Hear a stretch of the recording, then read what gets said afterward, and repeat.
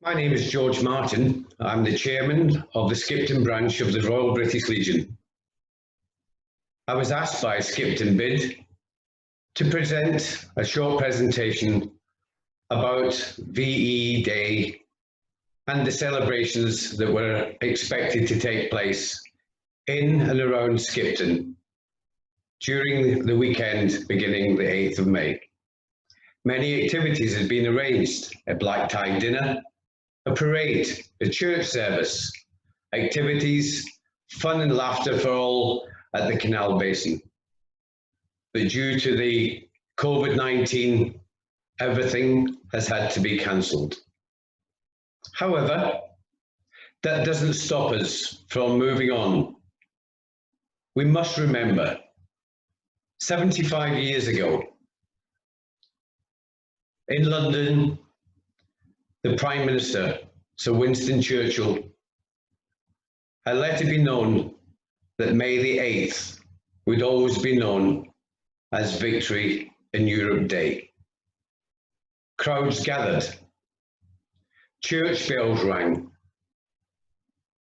everybody congregated in front of Buckingham Palace, cheering, demanding to see the King, the Queen, and the royal princesses. Also that evening, Sir Winston Churchill joined the royal family on the balcony. Throughout the country and the Commonwealth, people started to celebrate.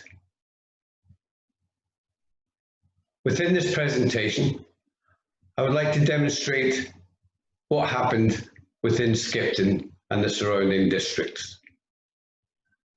I would like to honour those who took part in many of the campaigns during the 5.5 years of fighting in Europe and around the world.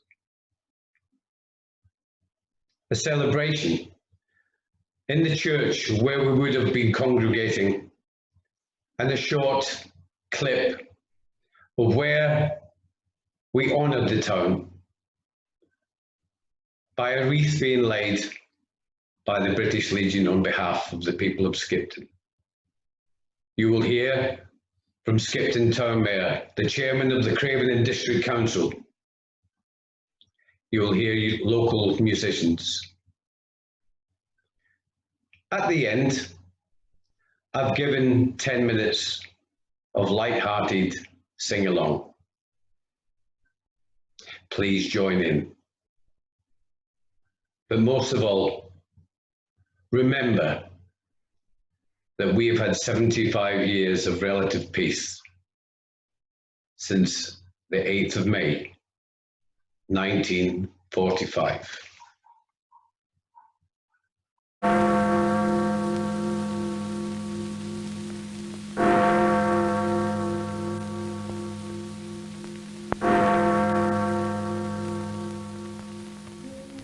Yesterday morning at 2:41 a.m.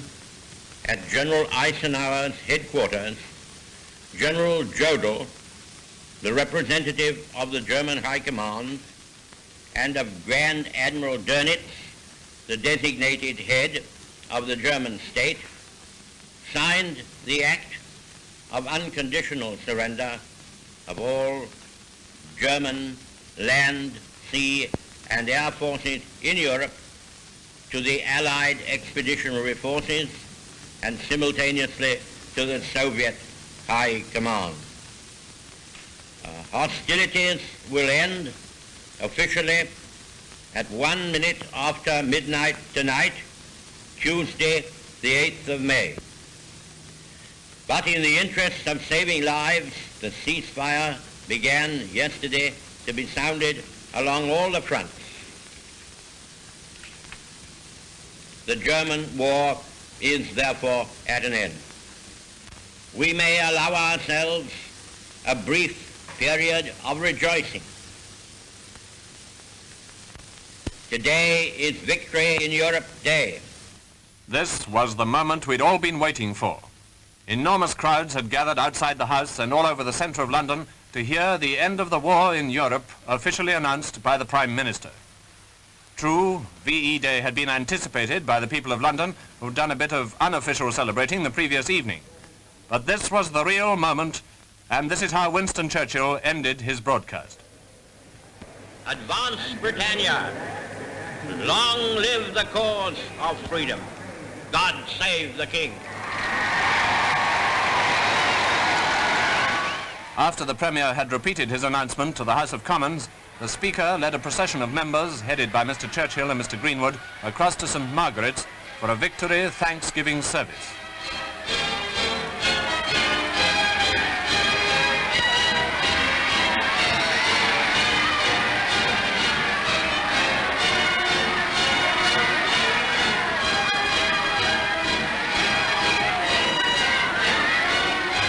Meanwhile, of course, Londoners had begun their non-stop two-day celebration. The end of the German war had come 11 months after the landings in Normandy. V-Day came less than a year after D-Day. But it was the end of nearly 6 years of war in Europe. No wonder people went a bit crazy. And this was it in the West End. All over the capital, as indeed in towns and cities throughout the country, it was the same story. This was it in Lambeth Walk.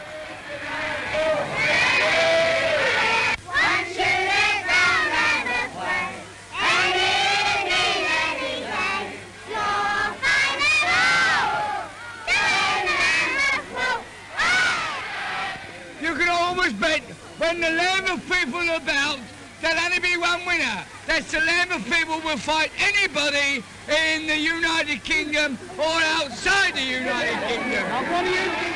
Almost right up to the end, London and southern England had been under fire. London certainly had as much right as anywhere to celebrate victory, and London certainly did.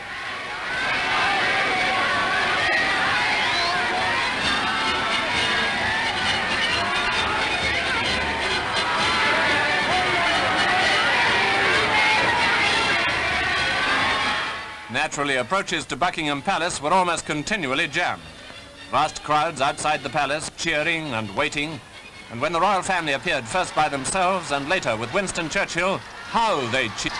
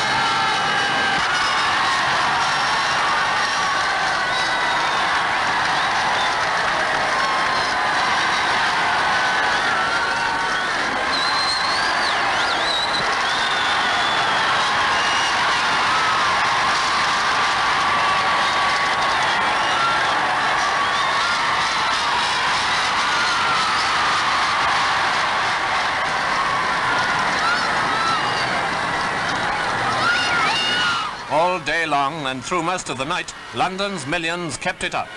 The real lights of London were not yet on, but that wasn't going to stop the celebration for a second. Everyone realized perfectly well that although the German war was over, the Japanese war was not. But for 48 hours at least, rejoicing was off the ration.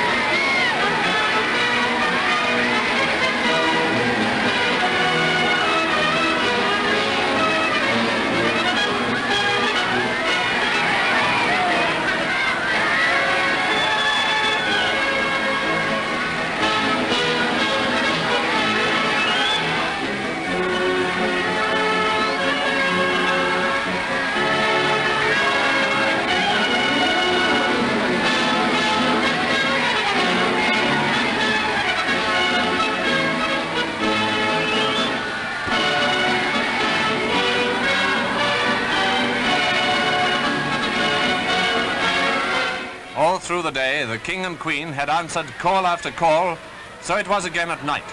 Thousands upon thousands went to the palace, for this is a way we have in Great Britain. The family and the head of the family rejoice together.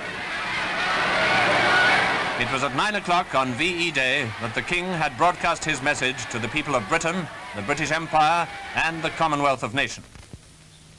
Today, we give thanks to God for a great deliverance. Speaking from our empire's oldest capital city, war battered, but never for one moment daunted or dismayed, Germany, the enemy who drove all Europe into war, has been finally overcome. In the Far East, we have yet to deal with the Japanese, a determined and cruel foe. The Queen and I know of the ordeals which you have endured throughout the Commonwealth and Empire. We are proud to have shared some of them with you. And we know also that we shall all face the future together. In the hour of danger, we humbly committed our cause into the hand of God. And he has been our strength and shield. Let us thank him for his mercies, and in this hour of victory, commit ourselves and our new task to the guidance of the same strong hand.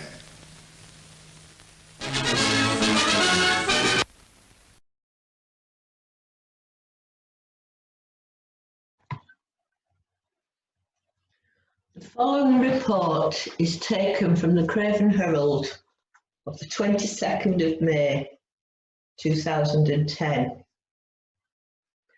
When the World War II Allies formally accepted the unconditional surrender of Nazi Germany on May 8, 1945, Victory in Europe Day was an occasion to be celebrated across the country.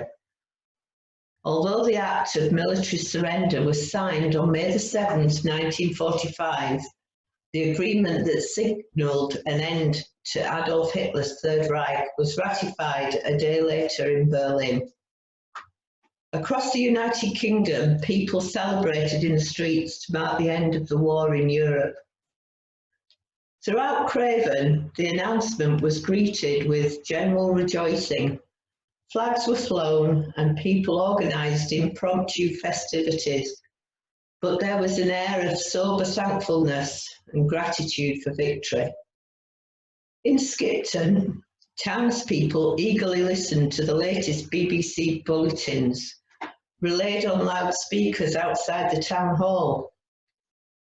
The morning of VE Day was marked by inclement weather, with heavy rain falling until almost 3 p.m, when Winston Churchill made his broadcast to declare that war had ended. It was not until late in the evening when the lights came on again in High Street and the War Memorial and Parish Church were floodlit for the first time since September 1939 that the town really let itself go for a few hours of enjoyment.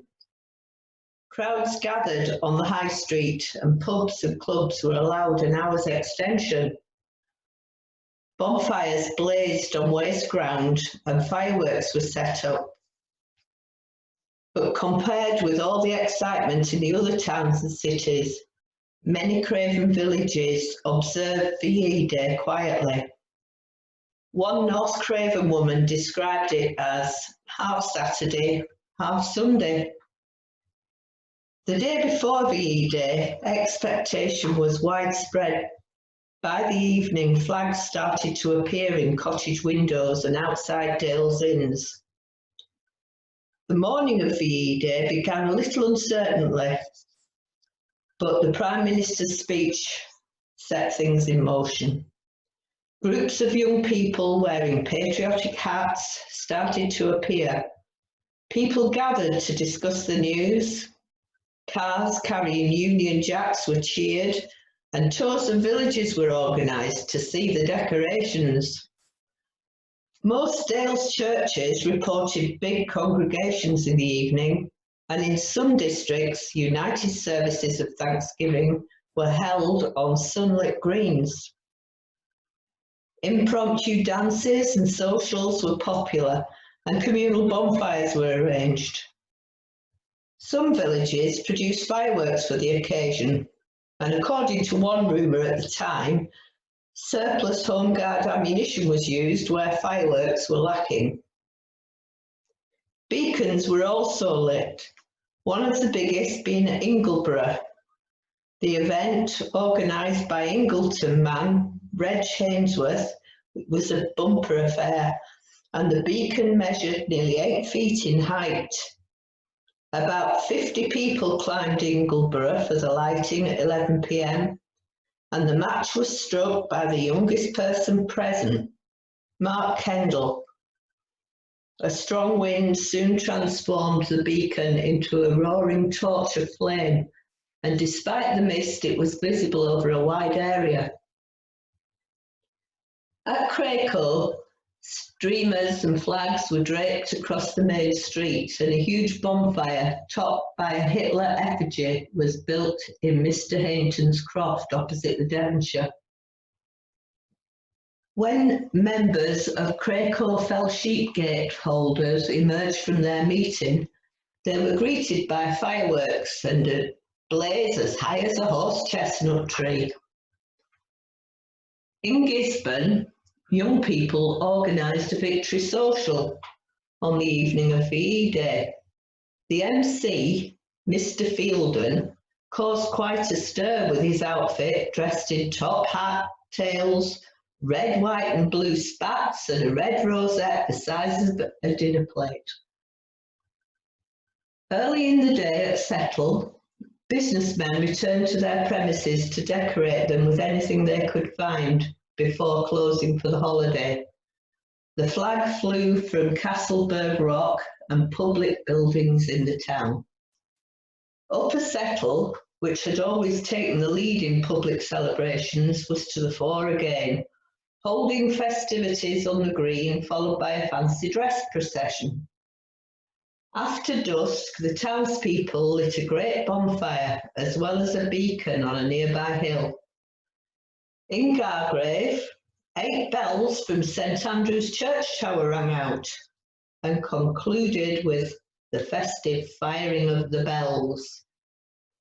In the team of 10 ringers was Chris Lanstroth, who claimed to be one of the oldest bell ringers in the country, having been a member of the Yorkshire Association of Change Ringers since 1877. In spite of his 86 years, he ran most of the day, attaining his ambition from the previous 6 years of the war, that he should be spared to take part in the victory peal. In Barnoldswick, there was scarcely a street without a proud array of flags and bunting, although the news was received in comparative quiet. The prevailing spirit could have been summed up as one of calm jubilation. On the morning of VE Day, a farmer's wife told a Craven Herald reporter, as she paused whilst on her milk round, "It's been coming for a long time and you can't keep up the excitement forever." And then with a beaming face she added, "But it's grand, isn't it?" Back in Skipton, the mood of the day was summed up when several hundred people assembled outside the town hall for a united service of Thanksgiving arranged by the Skipton Council of Christian Congregations. In a short address, the Reverend W.A. Pearson spoke about the cessation of hostilities. "This memorable event marks a turning point in the course of the present struggle and the history of the world," he said. In a prayer of thanksgiving, Mr. Pearson said, "Today we can feel that the major part of our struggle is over. From our hearts we would breathe, however humbly, a prayer of thanksgiving to God. Relief and thanksgiving are the dominant notes of the day. And yet, if I judge our feelings rightly, there is much more in our hearts and minds. There are deeper thoughts and reflections. Our joy is tempered and sobered when we think of the cost, of the price that had to be paid for liberty. We think of the appalling ruin and destruction which instruments of modern warfare make possible. We think of the tremendous problems of reconstruction and re-education now confronting us. We realise too that war still goes on in the Far East and that our fighting services upon whom we have depended to bring us to this day cannot hope for immediate release. We think of the loss of human life. There is a sadness mingled with our thanksgiving.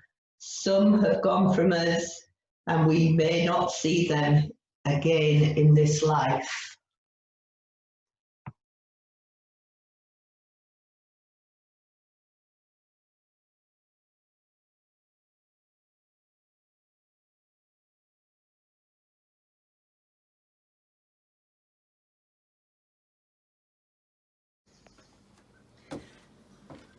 Hello, my name's Jo Mosley, and for the past month I have been climbing the height of Everest, doing 1,000 steps a day over 30 days to reach the summit.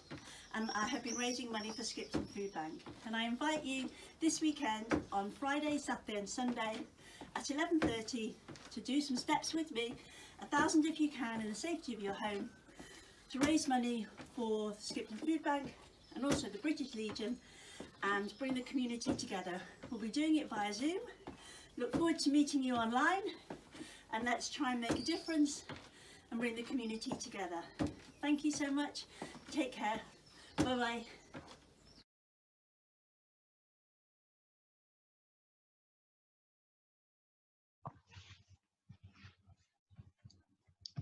"75 years on, we remember those who paid the ultimate sacrifice in order that we can live in peace. Today, we also honour 4 local senior veterans. Firstly, left of the picture is Norman Robinson, who served in the Royal Navy, who carried out his duties as a telegrapher on board HMS Belfast. On D-Day, Norman was below deck when at 05:27, Belfast guns fired on both Sword and Gold beaches in support of the troops who were landing to destroy the enemy fortifications. Unknown to Norman at the time, he was supporting our next D-Day veteran, Gilbert Masters, who is right of the picture, was with the 1318 Hussars as part of the first wave, which landed on Sword Beach. Part of a tank crew, Gilbert went on through to Germany and fought there until the Germans surrendered. Sadly, Gilbert is no longer with us, but is in our thoughts. Although not at Normandy, Dennis Monders, centre left, served in the 1st Battalion Yorkshire Regiment in Burma. Whilst there, Dennis became ill and was repatriated back to the UK. After returning home for a short stint, Dennis went back to Burma and served as a colour sergeant in charge of rations for Japanese prisoners of war. Dennis passed away peacefully at Airedale Hospital last month. Lastly, and the oldest, Len Parry, centre right, served in the Royal Air Force. He initially served as a ground crew engineer, before again volunteering for aircrew. He was posted to the Far East with 205 Squadron, flying in the Catalina and short Singapore aircraft, which could take off and land on water.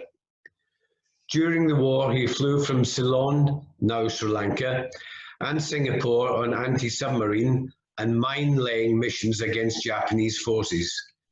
Mr. Parry was also part of many operations to rescue aircrew downed at sea and sailors from sunken ships.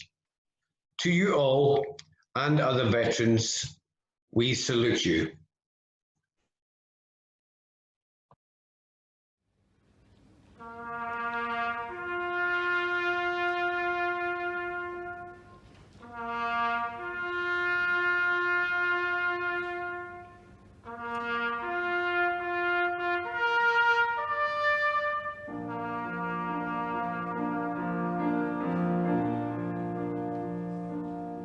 She didn't know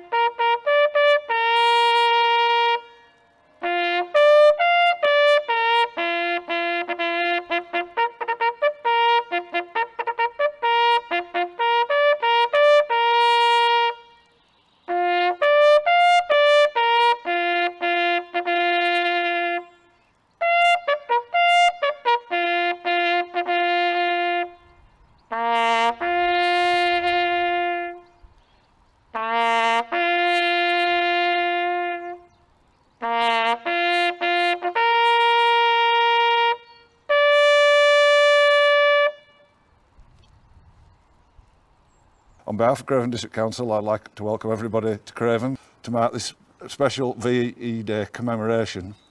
This is not how any of us imagined we'd be marking VE Day, but in extraordinary times we must still do our bit to stay at home, protect the NHS and save lives. However, we can all still remember the sacrifices made at home and abroad during World War II and celebrate the arrival of peace in Europe 75 years ago. When Winston Churchill announced the end of the war in Europe on May the 8th, 1945, he told the nation, "We may allow ourselves a brief period of rejoicing, but let us not forget for a moment the toils and efforts that lie ahead." These words ring very true today as we face a different kind of crisis and look forward to an uncertain future. We know a great deal of hard work lies ahead of us, but together as a community, we can come out of this stronger as we have done before. Today, let us pay tribute to the millions at home and abroad, including many from Craven, who gave so much to ensure we all enjoy the freedom we share today. To those who gave so much, we thank you. A cry for peace around the world. Remember men and women, old and young, who died to make us free. The women left at home did not just sit and wait. They toiled in harsh conditions before dawn to very late. Factories, farms and essential jobs, the women were quick at learning. They worked, some died, to keep the home fires burning. As we remember this special day, do not forget that every day somebody needs our aid. Do not put away your poppies, letting your memories fade. Celebrate with the knowledge that VE Day is also a time to remember. Beyond the solemnities of November the 11th, let us thank all those who have gone before with their colours proudly unfurled. Join us, united we say, peace to the world, God save the Queen. The victory in Europe started in June 1944 with D-Day. D-Day changed the course of a world war and a century. It was the final assault on Nazi Germany and the liberation of Western Europe. And it began with more than 130,000 Allied troops storming the beaches. It was well planned, it was well executed, and it remains breathtaking, but it could have easily failed. Let us remember, in the tribute to the millions, those who were involved at home and abroad. Let us remember those who so selflessly gave their lives, whose sacrifice enables us to enjoy the peace and freedom we have today. Let us remember those who came home wounded, physically and mentally, and the friends and family who cared for them. Let us remember those who returned to restore their relationships and rebuild their working lives after years of dreadful conflict and turmoil. Let us remember the families that lost husbands, sons, and sweethearts.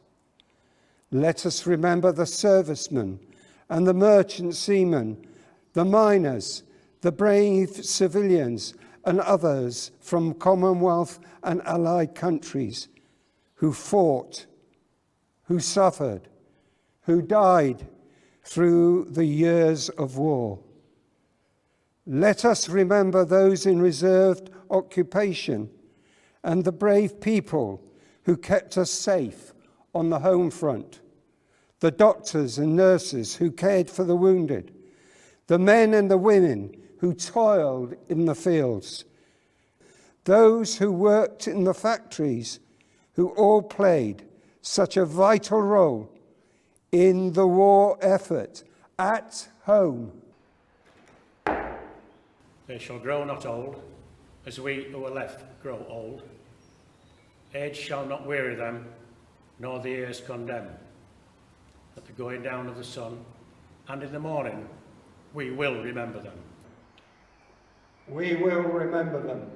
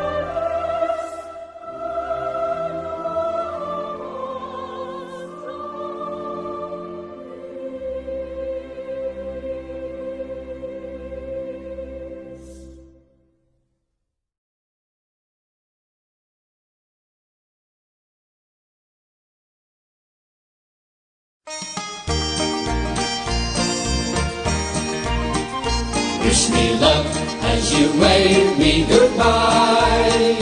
Cheerio, here I go on my way. Wish me luck as you wave me goodbye. With a cheer, not a tear, make it gay. Give me a smile I can keep for a while in my heart while I'm away. Till we meet once again, you and I. Wish me luck as you wave me goodbye. Wish me luck as you wave me goodbye. Cheerio, here I go on my way. Wish me luck as you wave me goodbye. With a cheer, not a tear, make it gay. Give me a smile I can keep for a while in my heart while I'm away. Till we meet once again, you and I. Wish me luck as you wave me goodbye. Who do you think you are kidding, Mr. Hitler, if you think we're on the run? We are the boys who will stop your little game. We are the boys who will make you think again. So who do you think you are kidding, Mr. Hitler, if you think old England's done? Mr. Brown goes off to town on the M21, but he comes home each evening and he's ready with his gun. So who do you think you are kidding, Mr. Hitler, if you think old England's done?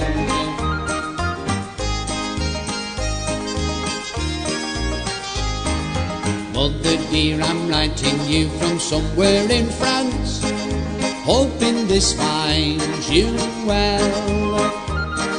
Sergeant says I'm doing fine, soldier and a half.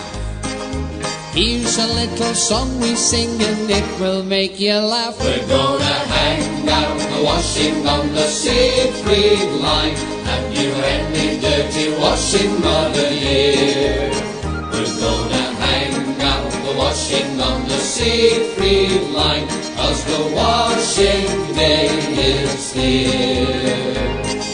Whether the weather may be wet or fine, he'll just rub along without a care.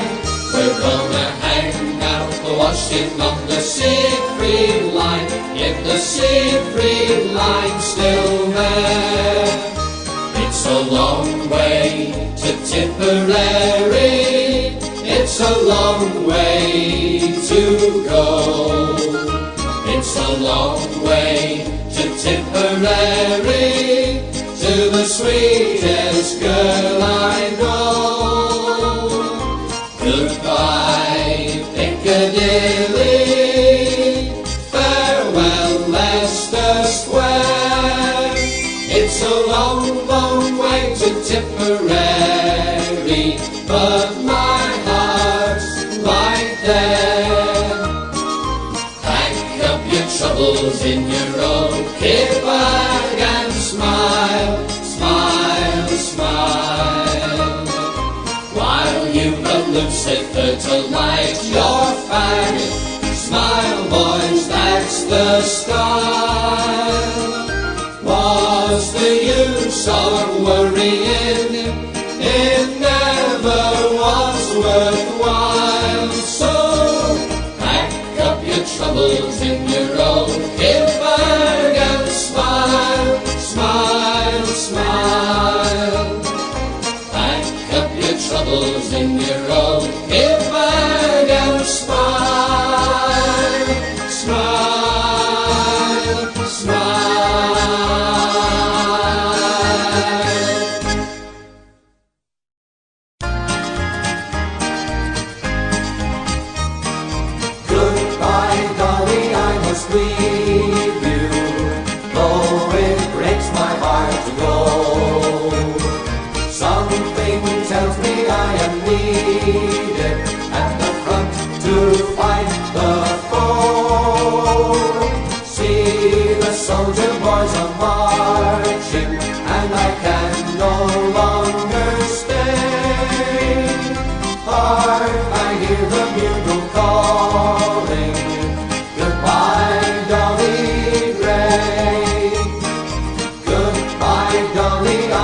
leave you, though it breaks my heart to go.